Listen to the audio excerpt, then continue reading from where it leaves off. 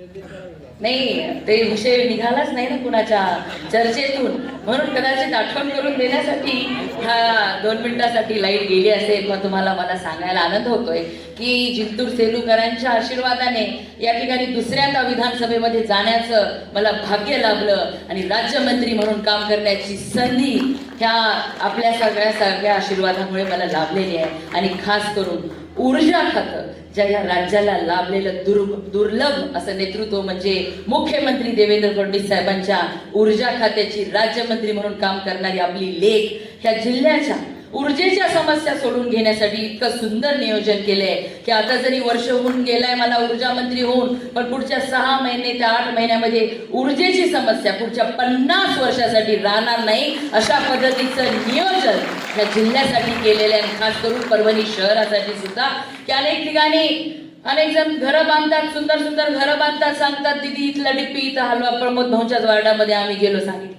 मी म्हणलं तिथं तुम्ही घर बांधताना ही डिप्पी हा पोल आमचा तर आधीपासूनचाच आहे, घर बांधताना तुम्हाला दिसला नाही का? पण अशा अनेक अडचणी असतात किंवा आता रोज दिवसेंदिवस प्रत्येक जण ऊर्जेचा वापर वाढत चाललेला आहे आणि ह्या सगळ्या समस्या लक्षात घेऊन शहरामध्ये छोट्या गल्ल्या आहेत तिथे विद्युत खांबाचा विद्युत तारेचा अडचण होऊ नये, कुणाला करंट लागून काही दुर्घटना होऊ नये यासाठी आपण विशेष DPR बनवलेला आहे. अंडरग्राऊंड छोट्या छोट्या गल्ल्यांमधून ही सगळी जे पोल आहेत तारा आहेत त्या जातील, हे पण येणाऱ्या वर्षामध्ये आपल्याला बघायला मिळेल. अशा पद्धतीचं नियोजनबद्ध कार्यक्रम शहरासाठी आखलेला आहे. एवढंच नाही तर नवीन 132 केंद्र असतील, 220 असतील, 33 केळी असतील, ऍडिशनल ट्रान्सफॉर्मर तर आपण आताच शहरामध्ये एक 10चा आणि एक 5चा बसवलेला आहे. टप्प्याटप्प्याने ह्या सगळ्या गोष्टी आपल्याला या ठिकाणी उभं राहिलेल्या दिसते. कारण MIDCच्या इंडस्ट्रीवाल्यांच्या पण लाईटच्या अडचणी आहेत, त्या सुद्धा सोडवण्याचा आपण प्रयत्न करत आहोत. या ठिकाणी आपल्याकडे MIDC आणखीन जास्त प्रमाणामध्ये वाढली पाहिजे, नवीन MIDC आली पाहिजे, इंडस्ट्रियल इस्टेट डेव्हलप झाली पाहिजे, अशी ही मागणी आपल्या शहरातील काही व्यापारी बांधवांनी माझ्याकडे केलेली आहे. त्यासाठी सुद्धा सांगायला आनंद होतो की D+ ही आतापर्यंत आपल्या या शहरामध्ये या जिल्ह्यामध्ये व्यापार करणाऱ्यांना D+च्या सवलती मिळत होत्या, परंतु आदरणीय मुख्यमंत्री देवेंद्र फडणवीस साहेब आपल्या परभणी जिल्ह्यासारख्या जिल्ह्यांना ह्या विकसित भारताच्या नकाशावर, ह्या विकसित भारताच्या वाटेवरती मागे राहू नये म्हणून ह्या 14 जिल्ह्यांसाठी जो आराखडा बनवलेला आहे आणि एक स्पेशल इन्सेंटिव्ह रेड कार्पेट या जिल्ह्यामध्ये इन्व्हेस्ट करणाऱ्यांना दिलं जाणार आहे. त्या 14 मध्ये पहिला जिल्हा आपला परभणी जिल्हा आहे आणि ह्या योजनेची सुद्धा लगेच थोड्या दिवसानंतर घोषणा होणार आहे की जास्तीत जास्त इन्व्हेस्टमेंट आपल्या जिल्ह्यामध्ये आली पाहिजे. यासाठी जो प्रयत्न या जिल्ह्याची लेख म्हणून मी करत आहे त्याची सुद्धा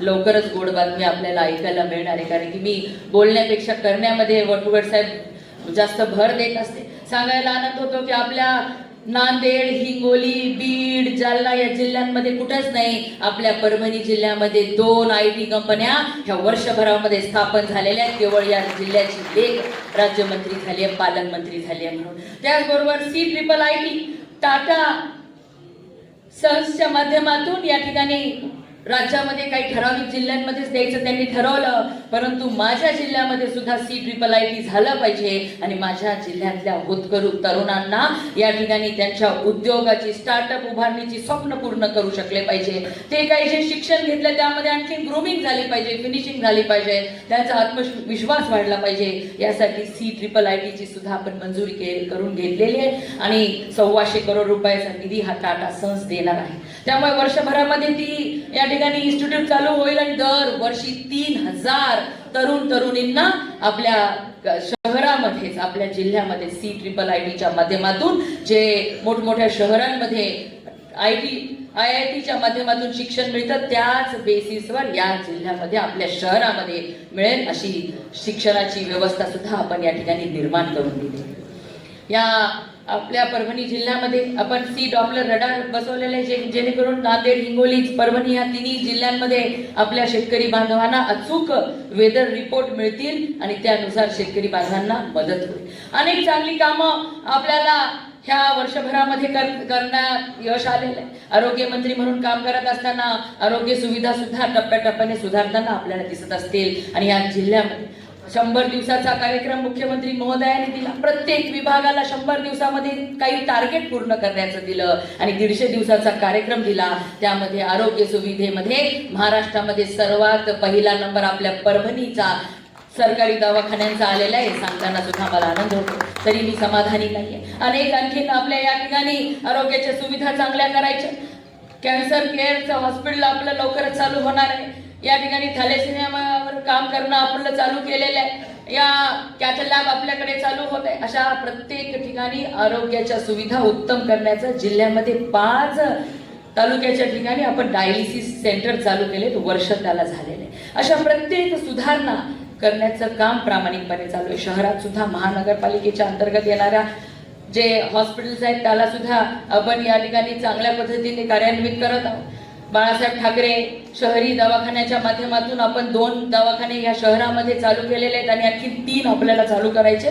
ते जागा मिळाल्यानंतर लवकरच चालू होणार आहे. पण आरोग्याच्या बाबतीमध्ये आपला जिल्हा कुठेच मागे राहणार नाही. खास करून शहरामध्ये सुद्धा सर्वोत्तम आरोग्याच्या सुविधा या ठिकाणी मिळतील अशा पद्धतीचं काम हे उभारल्या जात आहे. आरोग्याचा झाला, पाणी पुरवठा आणि स्वच्छता.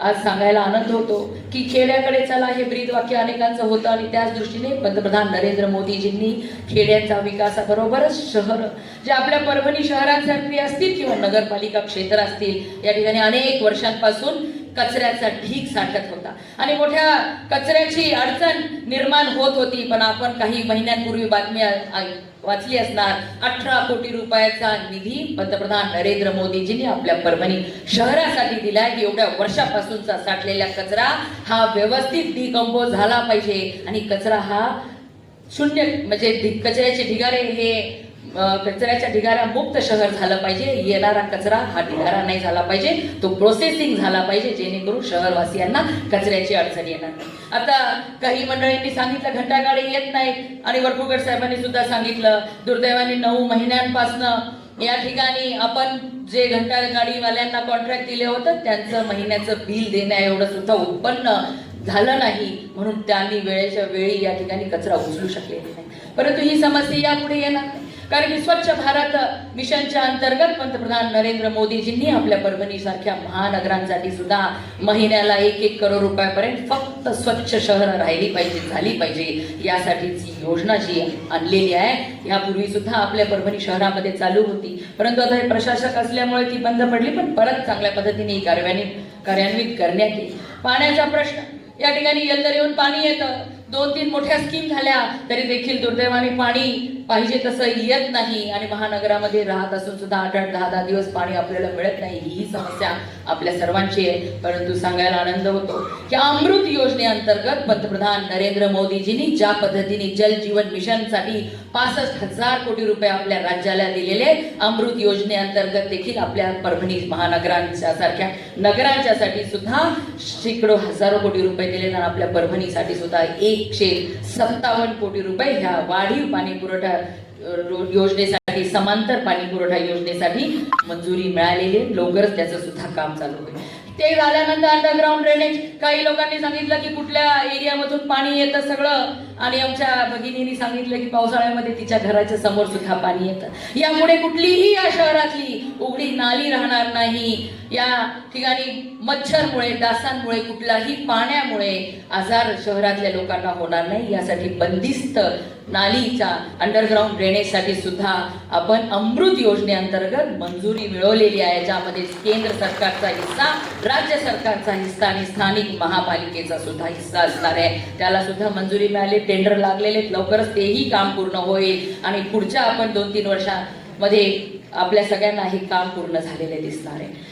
ओपन स्पेसेसच्या बाबतीमध्ये सांगितलं गेलं यापूर्वी काय झालं कशामुळे झालं ह्यावरती मला बोलायचं नाही परंतु सुंदर गार्डन्स असल्या पाहिजे म्हणून नमो उद्यानाची सुद्धा प्रत्येक शहरामध्ये नमो उद्यान ह्या मुख्यमंत्री देवेंद्र फडणवीस साहेबांच्या संकल्पनेतून एकनाथ शिंदे साहेबांच्या संकल्पनेतून प्रत्येक शहरामध्ये नमो उद्यानासाठी 1-1 कोटी रुपये हे दिलेले आहेत आणि आपल्या परभणी जिल्ह्यामध्ये सुद्धा 10 ठिकाणी नमो उद्यानसाठी निधी देण्यात आलेला आहे. सुंदर असं नमो उद्यान सुद्धा आपल्या शहरामध्ये एक तर होईलच, पण जिथे जिथे ओपन स्पेसेस असतील त्या ठिकाणी सुंदर गार्डन, मैदानं. कारण आपण सांगितलं ओबेसिटीचा किंवा नॉन कम्युनिकेबल डिसीजेसचा प्रश्न खूप मोठ्या प्रमाणामध्ये झालेला आहे आणि त्यावरती सुद्धा आपल्या जिल्ह्याची राज्यमंत्री, आरोग्य राज्यमंत्री या राज्यामध्ये नॉन संवाद कार्यक्रमासाठी उपस्थित आपल्या आत्ताच मार्गदर्शन केलं ते आदरणीय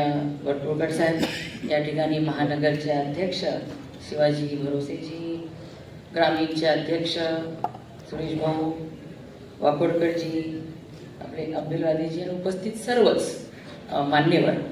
खरं तर आपल्या सगळ्यांना माहिती आहे महानगरपालिकेची निवडणूक मतदान 15 तारखेला होणार आहे आणि त्या संदर्भामध्ये हा स्नेह संवाद मेळावा या ठिकाणी आयोजित करण्यात आला आणि खूप चांगल्या पद्धतीने या ठिकाणी अनेकांनी आपली मतं मांडली आणि काहींनी अपेक्षाही व्यक्त केली की एवढ्या मोठ्या कार्यक्रमात नाही, आम्हाला एकट्यात काही गोष्टी आपल्याला सांगायच्यात, त्याही एकट्यामध्ये ऐकण्यात येतील. परंतु चांगल्या सूचना आपण सर्वांनी केलेल्या आहेत. ह्या जिल्ह्याची लेख, ह्या शहराची लेख, कारण की माझा जन्मच हा परभणी शहरामध्ये डॉक्टर सरकटे सरांच्या हॉस्पिटलमध्ये झालेला आहे आणि पहिलीपासूनचं माझं शिक्षणही ह्याच शहरामध्ये झालेलं आहे.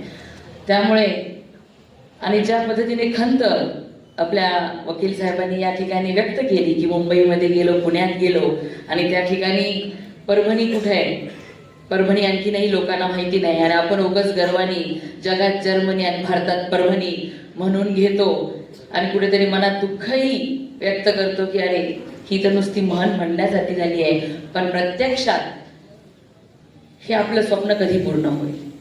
परंतु आज या ठिकाणी सांगायला मला आनंद होतोय की आज ह्या निवडणुकीला सामोरं जाताना आणि लोकांच्या प्रतिक्रिया ऐकते की ह्या परभणी शहरातील लोकांना विश्वास आहे भारतीय जनता पार्टीच्या नेतृत्वावर. ह्या परभणी शहरातील लोकांना विश्वास आहे पंतप्रधान नरेंद्र मोदीजींच्या विचारांवर. ह्या परभणी शहरातील लोकांना विश्वास आहे आदरणीय मुख्यमंत्री देवेंद्र फडणवीस साहेब यांनी केलेल्या कामावरती आणि त्यांनी जे विजन ह्या महाराष्ट्राला दाखवले त्यावरती. आणि म्हणून ज्या काही गोष्टी या ठिकाणी बोलल्या गेल्या ह्या आपल्यापैकी बऱ्याच जणांनी सांगितलं पहिल्यांदाच की ट्रॅफिकची समस्या आहे, त्याचबरोबर रोजगाराची अडचणी आपल्या जिल्ह्यामध्ये अनेक ठिकाणी आहे, शहरामध्ये पण मोठ्या संख्येने होतकरू तरुण आहे, मेहनती आहे, सक्षम आहे, क्षमता आहे, परंतु रोजगाराच्या संधी शोधण्यासाठी जिल्ह्याबाहेर जावं लागतं. बऱ्याच जणांनी सांगितलं की लहानपणापासून बघतो तसा परभणी शहराचा चेहरा मोहरा काही बदलला गेला नाही. आपणही, मीही त्याची साक्षीदार आहे. 2012 मध्ये पहिल्यांदा आपली महानगरपालिका झाली, पण ज्या पद्धतीने पाहिजे होतं तशा पद्धतीने शहराचा विकास होऊ शकला नाही. त्याला अनेक कारण आहेत. यापूर्वी सत्तेत कोण होतं नव्हतं, कुणाचे विजन कसं राहिलं किंवा काय अडचणी आल्या, ह्या अनेक कारणं असतील, त्याकडे आपल्याला बघायचं. परंतु आपण सगळ्यांनी बघितलंय की शहरासाठी काय हवंय ह्याची कल्पना, ह्याची अपेक्षा, कारण आपण महानगरामध्ये राहतोय तर किमान महानगरामध्ये मिळणाऱ्या भौतिक सुखसोयी आम्हाला मिळाव्यात एवढीच एक माफक अपेक्षा एका मतदार म्हणून प्रत्येक व्यक्तीची असते. आणि ती अपेक्षा पूर्ण करण्यात सरकार केंद्रामध्ये आहे, राज्यामध्ये आहे आणि म्हणून आपल्याला ह्यांच्यासोबत राहायचंय, भारतीय जनता पार्टी सोबत राहायचंय, हा विचार प्रत्येकाने मनाशी बाळगलेला आम्हाला दिसतोय. आज ह्या निवडणुकीला सामोरे जाताना अनेक विषय जाहीरनाम्यामध्ये तर सर्व